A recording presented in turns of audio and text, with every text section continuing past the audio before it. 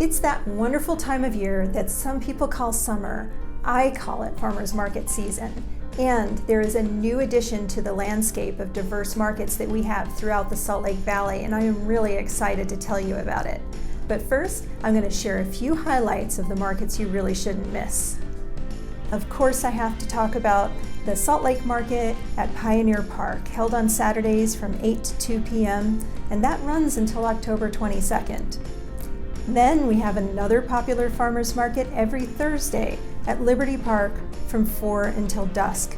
This one goes until September 29th. This year, our community welcomes the newest addition to our farmers market lineup, the International Market, which launched in May and is hosted at the Utah State Fair Park. It runs from 2 to 8 p.m.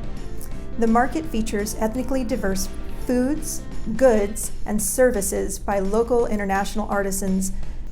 The International Market is held once a month, with the next date being July 16th, running until October 29th. Although this is the first year of the International Market, the long-term plan is to scale over time to mirror our other farmers markets that have been around for decades. So mark your calendar and enjoy some of the vibrant markets our community has to offer.